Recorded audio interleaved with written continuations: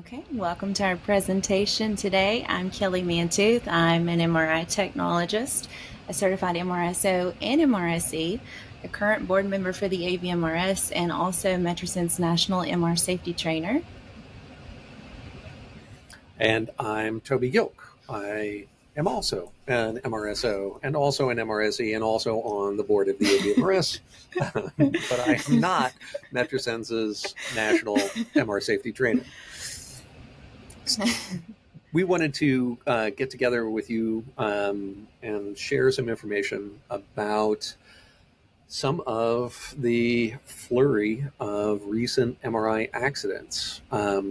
This is part one of a two-part conversation, and in this conversation, we're going to take a look at what some of these are, what from at least the initial information, some of the causes of these accidents appear to be. In the next conversation, we're going to ask sort of the deeper questions about how did we get here? What is it that's leading to these problems? And where do we go if this is not an acceptable, end state? How do we get to something that's better than where we are now? So the first one is just about accidents. And I'm going to share my screen here, or share, if I can do this correctly and not bugger it up.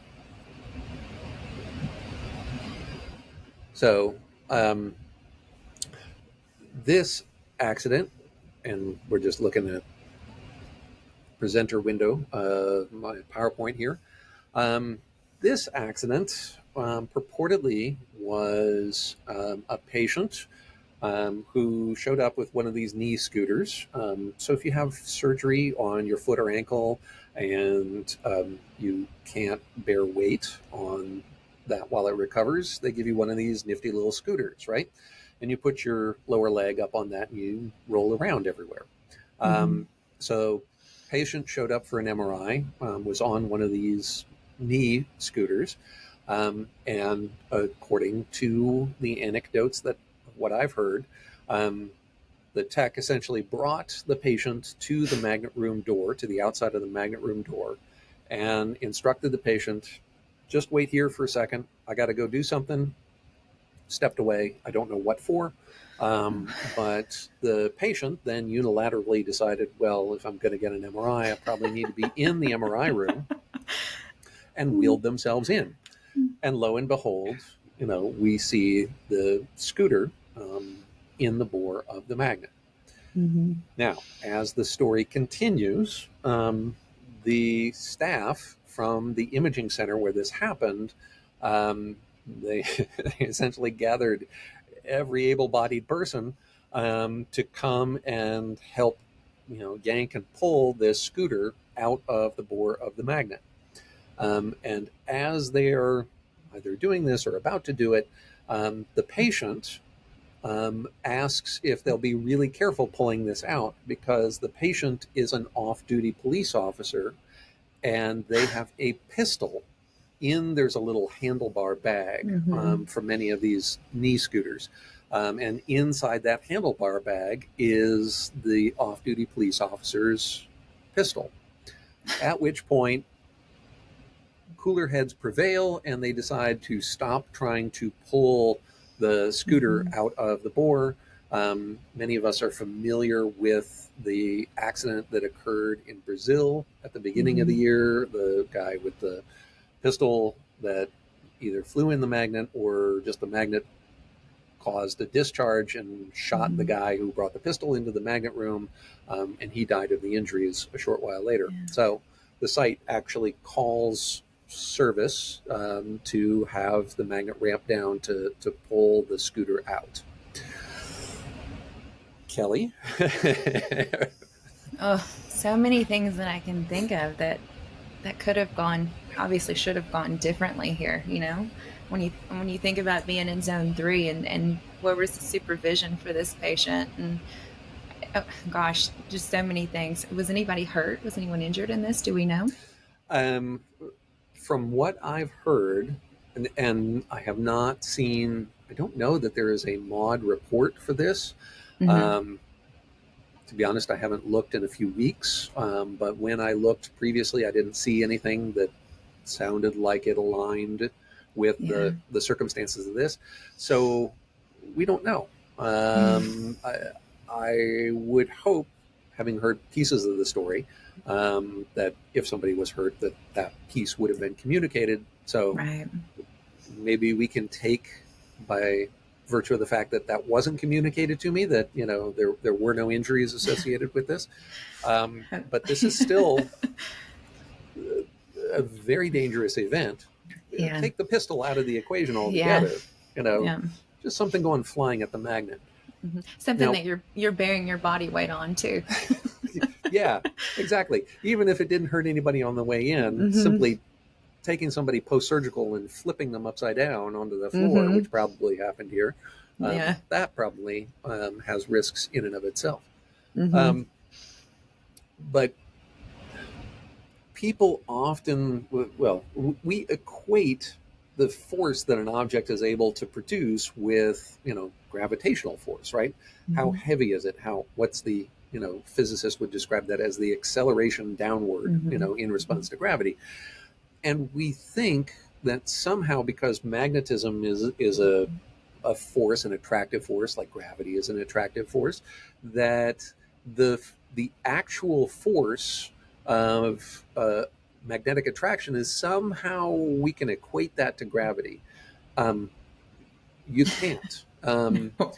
The attractive force acting on an object, if that object is, substantially ferromagnetic, Hmm. the attractive force can easily be hundreds of times, maybe even 1,000 times the weight of the object under Right. gravity. So, Right. um, even had they gotten, the half dozen or folks or whatever, the Hmm. tech and the receptionist and, the radiologist who was reading in the other room, even if they'd gathered them all around this little scooter, I'm I suspect that they wouldn't have been able to pull it off, even Yeah. though, if you were to weigh this thing, probably weighs 20 pounds, something like that, Hmm. not a whole lot. So let me share another one. Um, Now, this one, I don't have many details other than patient wheeled in on the transport chair. And again, obviously, not the appropriate thing for this environment. At the sites that you worked at, Kellye, what did you do to Hmm. identify like MR conditional Which transports? equipment was, yeah. So we had a couple of MR conditional wheelchairs that were labeled MR conditional. And then the way that we were set up, it was nearly impossible to keep beds, wheelchairs, that kind of stuff outside of zone 3, which is, I think, is the ACR recommendation. So we had signs, ASTM label signs, like huge signs made that we would place on the equipment to say, MR unsafe. It took a technologist being diligent enough whenever that stuff wheeled into zone 3 to do that. But just something that met the spirit of the need, that was like sufficient enough to say, hey, maybe this shouldn't go past this area. And we see all the time, equipment brought, especially in a hospital setting, brought Mm-hmm. from the floors down to MR, accompanying inpatients. But Mm-hmm. even in outpatient settings, the patients come in on their own transports. They come in with their own portable oxygen tanks. Mm-hmm. The outpatients are not immune from Right. having all of this stuff that is Mm-hmm. dangerous inside the magnet environment. Very true. Yeah. Let me go to, speaking of, um, so this is a wheelchair, crossways inside the magnet, and remnants of a head coil on the floor in the background. Um, don't know whether the facility where this happened at, I think it was a hospital, Mm-hmm. but I'm not certain. And I heard somebody speculating, I don't know if they actually had inside information or not, but they were speculating that this was likely to be between the costs of ramping the system down to remove the wheelchair, damage to the coils and to the magnet shrouds itself. Who knows if there were damage to the table mechanics or whatnot? We can't tell from this photo. Yeah. But, ramp down, damage, repair, and then lost potential revenue. Somebody was theorizing that this was a six-figure US dollar cost accident I believe it. at this particular site. Do we know if anyone was injured in this one? I do not know. I think I may have information on the site, Mm-hmm. and I'm trying to get more details of this particular one, Yeah. but haven't as yet. Mm-hmm. Again, I'm hoping the fact that I haven't heard means that It's a good sign. there's not a Hopefully that no one story in was. terms of somebody Yeah. being injured. Yeah. What would you say, Toby, just from how much that you have seen these incidents, what would you say is the average cost from one of these? Let's just say that no one's injured and no one settles outside of court, but just from an equipment standpoint, damage is done. What do you loss of revenue because you can't use it? So what do you think is the average cost of one of these? Um, I'm going to try and conjure this number up from my memory. Um, the VA actually did a study and they quantified this. The Mm-hmm. average cost of a projectile incident. Now that includes, the Zippo lighter that goes flying in and somebody reaches in and pulls it out. Yeah. At the low end, essentially, maybe a minor interruption into patient throughput Mm-hmm. in terms of direct costs. To things like what we're looking at on the screen, where something big and chunky goes flying at the magnet. Yeah.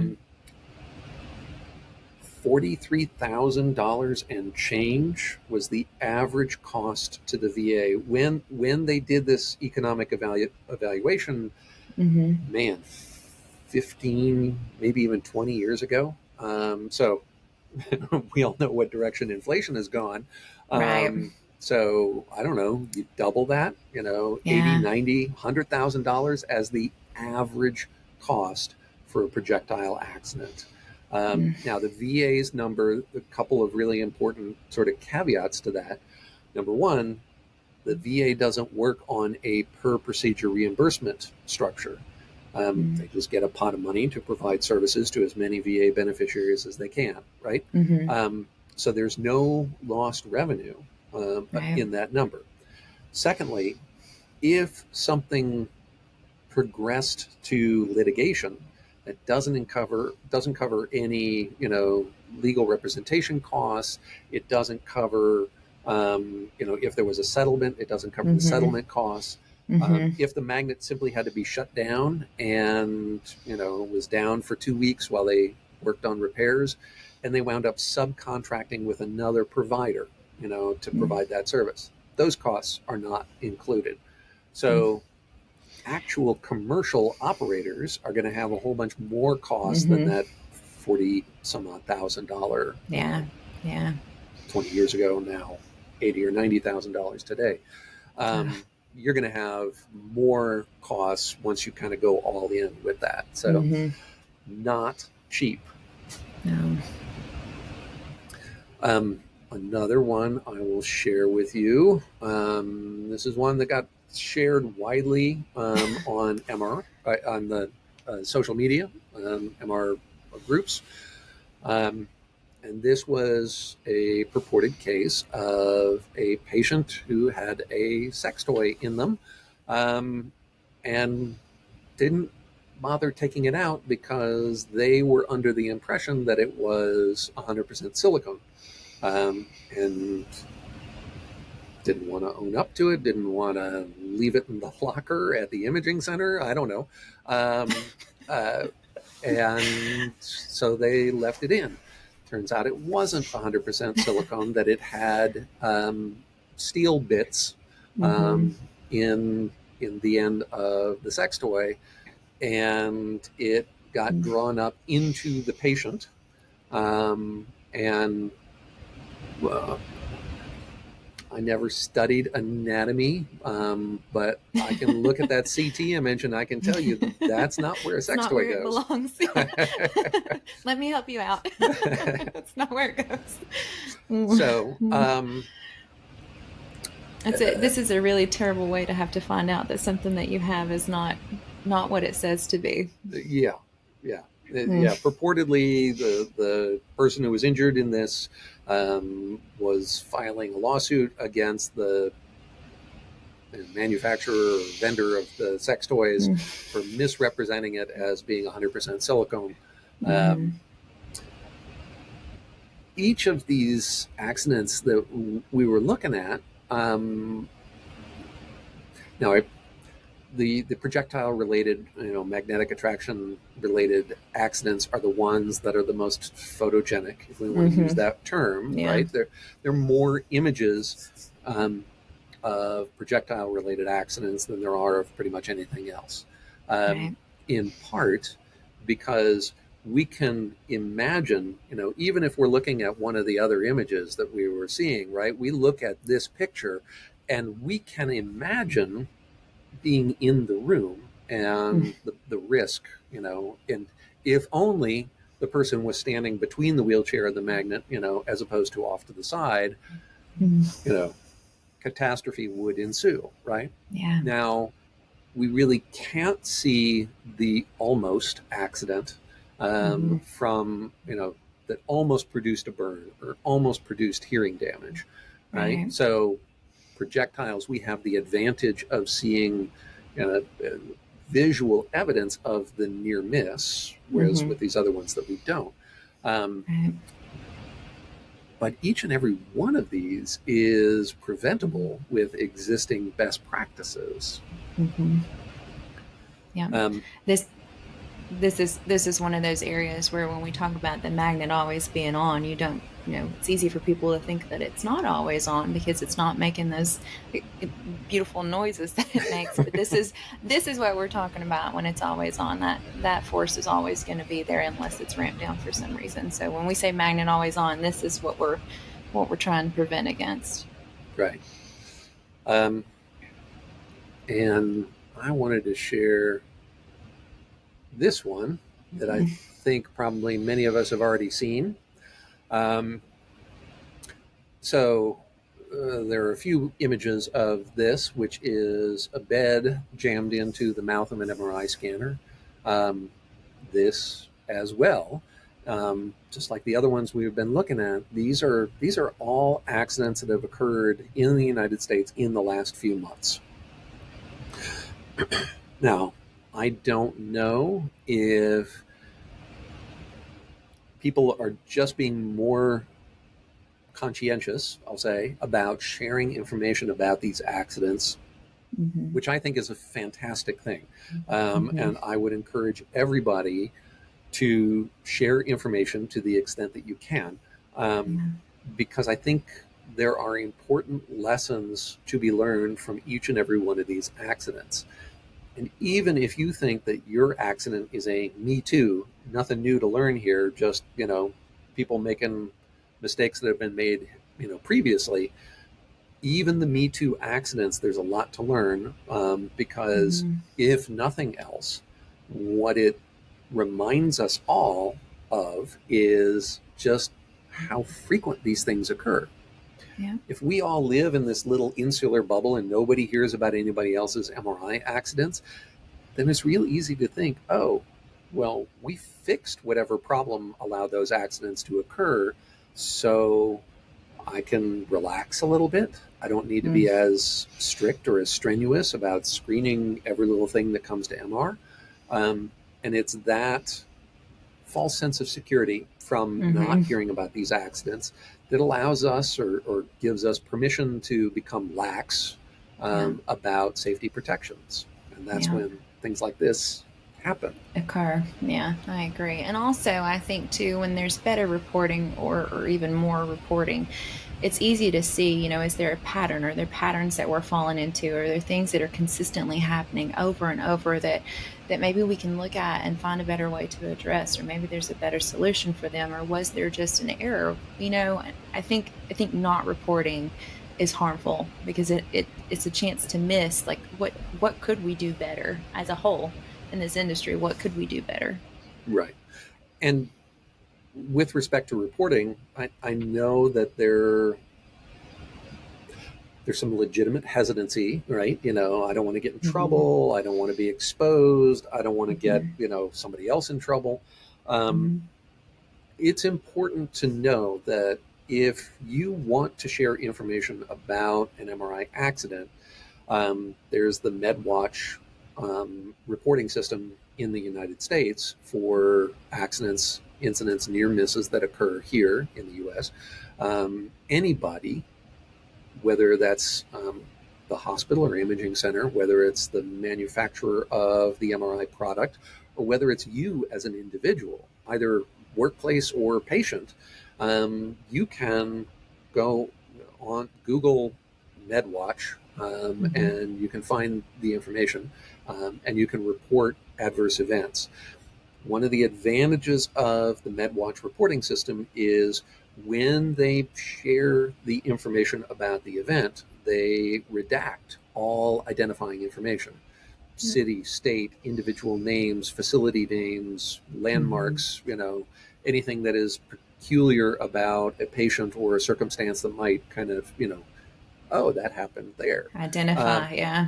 all that stuff is sort of scrubbed out of it. So, um, reporting through the MedWatch system is a great tool to kind of share that.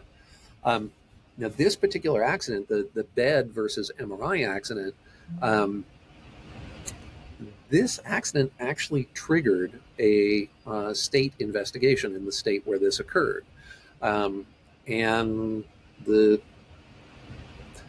the concerns about this were so grave that CMS, Center for Medicare and Medicaid, um, actually sort of threw their hat in the ring with respect to the investigation. CMS, if it's an accredited provider, um, can essentially say, yeah, no, we want a review that looks at CMS standards in addition Mm-hmm. to above and beyond whatever might happen at the state level. And this particular accident went to the state. CMS heard about it, got wind of it, and they were like, yeah, once you guys are done looking at it, you send it to us because we want to look at it too. And then the state and CMS sort of collaborate, they ping pong back and forth with investigations, and CMS's make sure that their concerns with respect to the national standards, national conditions of participation are Mm-hmm. being met. Um, that investigation, the state CMS investigation, is now done.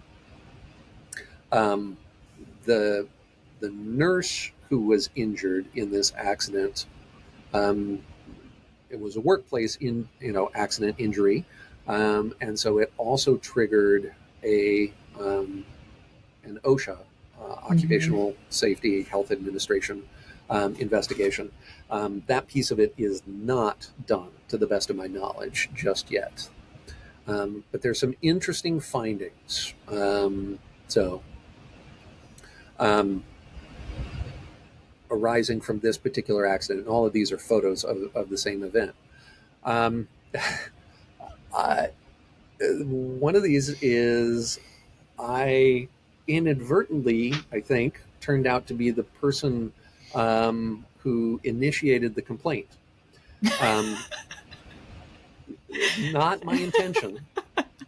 So I called up the state authority and I asked them the question: how, I reached out to them right after, within weeks of when this accident occurred, Mm-hmm. probably, you know, within the first week, and I called them up and I said, I know you haven't finished the investigation, but how do I go about getting a copy of it as soon as it is done? And they said, investigation of what? Oh no. I said, the investigation of the hospital bed that pinned the nurse, and the nurse was badly injured. Yeah, we don't know anything about that. Um, so apparently, I don't know this for certain, but I may have been the person, I may have just spoken with somebody who didn't know what was going on in another part of the office. Um, but there was a lot You, of excitement when I called them up. you may have also triggered an investigation. I may have inadvertently also done that. Um, so one of the findings from the state and CMS investigation was that the hospital purported that the nurse was an ICU nurse, Mm-hmm. that all ICU nurses, because they may need to accompany ICU patients down to MR and provide monitoring while the patient's receiving their MR study, all of the nurses are purportedly level 2 trained. Um, when the state investigators asked, well, what is the content of your level 2 training, and how is it above and beyond the content of your level 1 training? Mm-hmm. Apparently, the hospital said, oh, well, they're the same thing. Level 1 and level 2 are the same thing. Which anybody who knows anything about MRI safety training knows that that is fundamentally not the way the levels are supposed to work, right? Um, But so then level, also, if they were the same, why would it be important to differentiate that this nurse, that your ICU nurses were level 2? right. So I don't yet have enough information to To understand, know. how comprehensive or Mm-hmm. whole laden their training program was. Mm-hmm. Um, I also don't know how frequently They ICU got nurses would training. be expected to come down to MR. You know, Mm-hmm. you can. I'm dating myself here, but my car, one of my cars anyway, doesn't reset the clock for daylight savings, right? And I have to go to the owner's manual every single 6 months, to look up how do I reprogram the clock in this. If it's not something you do on a regular basis, and I do that twice a Yeah. year, Yeah. um, you have to go and kind of refresh yourself in the Mm-hmm. experience to be able to retain that information. So Right. if an ICU nurse comes down with a patient, once a quarter, how Mm-hmm. much would we actually expect them to retain? Even if, and this we don't know, even if the training program was really good Yeah. and hit all the right topic areas, if that person isn't in the MRI suite with any kind of frequency, Mm-hmm. the training kind of loses its relevance. And I Yeah. don't know that you'd be able to really hang on to that over Yeah. time. I agree. I agree, and I think it's interesting too to thinking of everything that a nurse has within their scope, and then thinking of when I think personally, on which we know that an MRMD can say anyone, they can appoint anyone to be a level 1 or level 2. But when I think of a level 2 personnel, when you start thinking about, do these people understand RF safety? Do they understand time varying gradients? A nurse just does not fall into my mind. I'm thinking a technologist, a radiologist, a physicist, biomed engineer, those people that understand the ins and outs of the magnet and how it works. Not, like you said, someone who maybe they're exposed to this environment once a quarter, or we'll even say biweekly. Sure. Now, I agree with you 100% with Mm-hmm. one, sort of caveat that if you have a Mm-hmm. radiology nurse who's involved in MRI Yeah. patient care on a regular basis, yes, Yeah. I would fully expect that person to be level 2 trained. And by virtue of the fact that they're, kind of living in it, working in it day to Yes. day, I would Yeah. expect that information is going to stick with them. Hopefully. Yeah. Um, Another one of the takeaways, and we're going to have to do like a webinar at some point in the future, and we're just going to do lessons to be learned from this one accident. um, we may need to do a series of webinars on that.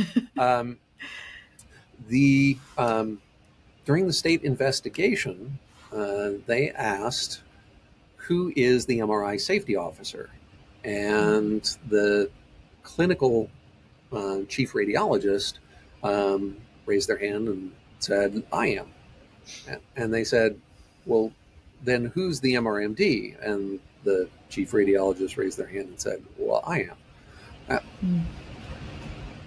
you the MRMD and the MRSO need to be separate people because Yeah. they have very different tasks. Yeah. The MRSO's role is to make sure that policies, procedures, best practices are implemented at the point of care. Hmm. If you're a radiologist, and I know that there are radiologists out there who, do actually know how to get to MRI, have been there before once or twice. Um, but, a huge chunk of the radiologists who Hmm. are doing the interpretations for studies done at, a given hospital, don't work at that hospital. Or if they do, they work in some sort of air traffic control reading room Hmm. center at the far end of the building or Yeah. whatever. You can't be responsible for assuring the implementation of policies, procedures, and best practices if you're not even in that part of the building. Right. So, um, the idea that a physician whose job is measured, their RVUs literally are measured in, generating interpretations, um, Hmm. that they're going to also have the time to, swing by, drop by the MR department on a regular basis and just make sure that things are going the way they're supposed to. That's an absurd notion. Yeah. So, uh, anyone who is working at a facility where, the radiologist wants to, or somebody wants the radiologist to essentially collect all of these alphabets, after their name, you're going to be the MRMD and you're going to be the MRSO and you're going to be the MRSE, and we're just going to put all of this responsibility under your name. Yeah. Don't do it, because it can't be done like that. Not that there's Hmm. something fundamentally wrong with the radiologist as a person, it's just their job duties, being a Hmm. radiologist, don't let them do the other things. Don't let them Right. allocate the time or energy or resources to it. Right. Right. I agree. You have to have someone in the department that's kind of overseeing everything. Yeah, because you need, for those who like, military analogies, the MRMD is the commanding officer. Hmm. The MRSO is the executive officer. Commanding officer doesn't have time to deal with every little thing, right? And so they delegate. Hmm. And if you don't have the delegated person, then you don't have the bandwidth to Yeah. manage all of those things. I agree. Okay. So our next talk, please, if you're seeing this one, please come and join us for the next Yeah. one. We're going to ask and try and answer the question: how did we get here? That we're seeing all of these new accidents, or photos of these accidents sort of popping up. Hmm. What does that say about the current state of MR safety? And how do we try and make it better? How do we come out of this? Okay. Thank you, guys. Thank you for joining us. See you next time.